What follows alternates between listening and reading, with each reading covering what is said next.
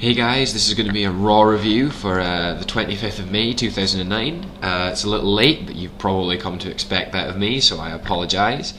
And also, I watched Raw yesterday, I didn't watch it today, so again, forgive me, I'm reading from notes that I took at the time, just to make sure that I get everything covered. Also, I have a cold, so I sound a bit horrible today, so lots of apologies, getting them out of the way at the start. So now we're going to continue and talk about Raw.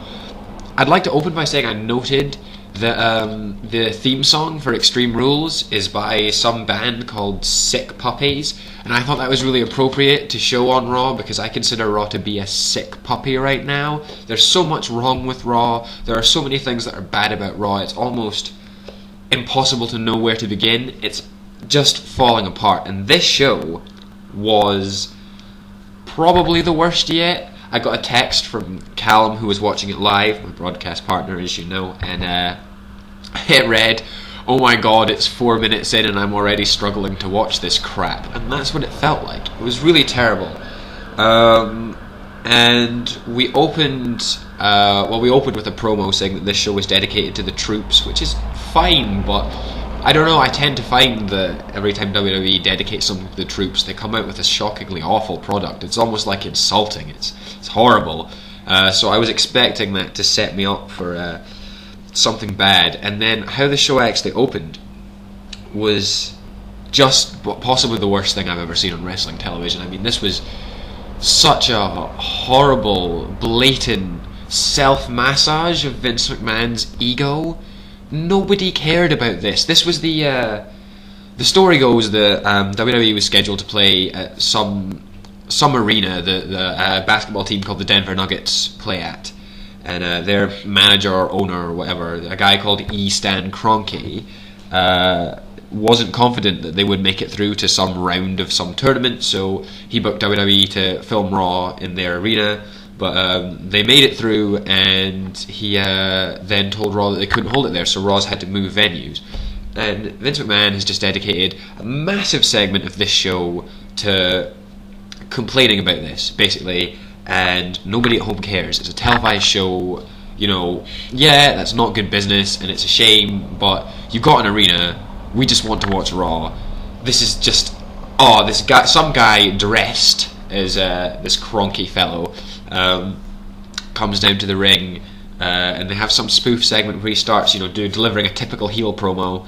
There were a lot of fake signs in the audience, signs about Kroenke equals bad business, boo to the Denver Nuggets and all that, which obviously people had not brought with them. They had obviously been made backstage on the command of Vince McMahon and just handed out to people on the way in.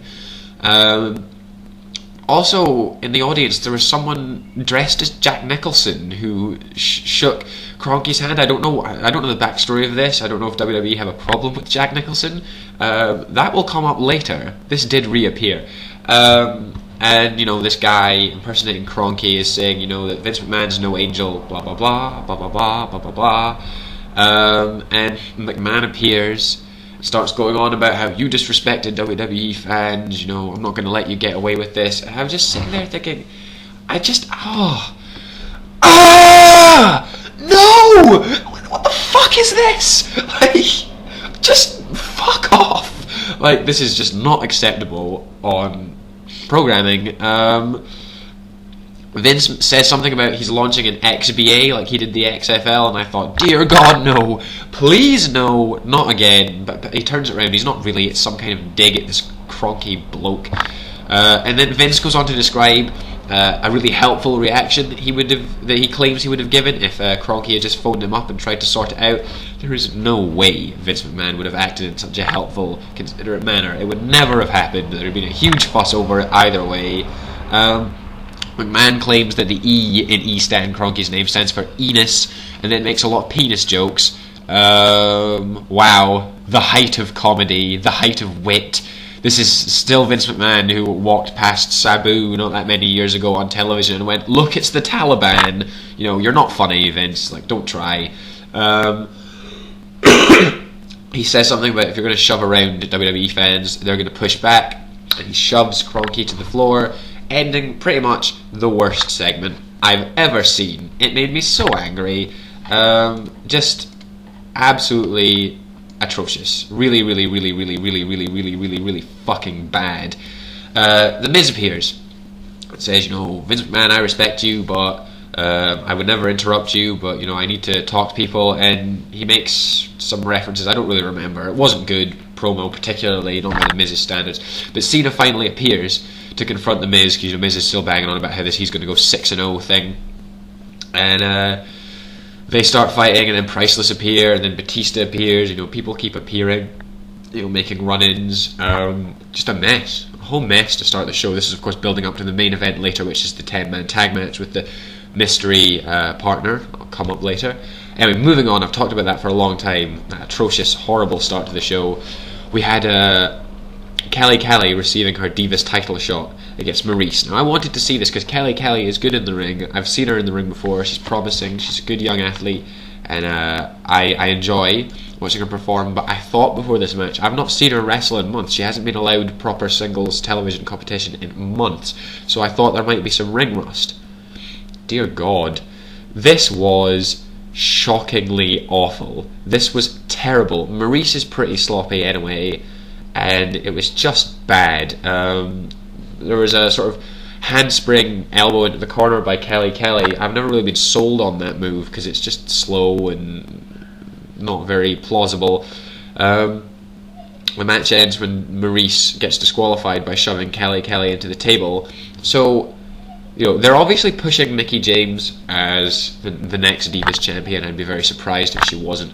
And this was a nice sort of stopgap, or at least on paper it should have been. But basically at the moment they seem to be saying that their champion can't win a match. Maurice never wins. She can't win. The fact that Mickie James has beaten her twice now, it should be 1-1. That would be much smarter booking. I don't really know what's going on there. I worry about women's wrestling. I worry a lot. Anyway, moving on. We have a backstage segment involving this guy impersonating Jack Nicholson, arm in arm with the Bellas for some reason, and Goldust and Hornswoggle appear and proceed to act out a scene from A Few Good Men. Apparently Umaga is not the only one who's been taking English lessons, because Hornswoggle can speak English all of a sudden rather than just gibberish. It upsets me that they portray Hornswoggle as like this child when it's actually just Wikipedia tells me it's some guy in his 20s. It must be so degrading to play Hornswoggle. Anyway, Goldust does his usual comedy stuttering and all that. I quite like Goldust. I don't mind that. And this guy beating Jack Nicholson is the worst impression, possibly the worst impression of anyone I've ever seen. He's just like, it's alright. And he's just, no.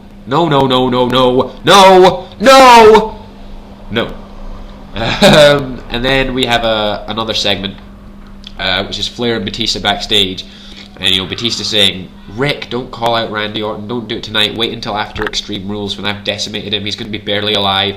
And then Rick does this sort of really aggressive kind of, one side of you thinks that I'm the greatest of all time, one side of you feels sorry for me, worries about me, I can still handle my business. And it's supposed to be Ric Flair doing this sort of aggressive promo, and Ric Flair shouldn't be allowed to do aggressive promos like that. And I know this sounds horrible, but his speech impediment, I can't remember how he received that. I'm sure it was in some kind of competition, but it makes it sound ridiculous when he does these aggressive promos. It's impossible to take it seriously. Ric Flair doesn't need to do aggressive promos. Ric Flair doesn't need to do promo. While I don't agree with him being back at the moment, and I don't like that he's there, I respect the man enough to realise that he's Ric Flair. He doesn't need to chat all this intimidating stuff. He can just appear and go, woo! And everyone will love it. Everyone will lap it up. But he's on the mic so much, and he just sounds...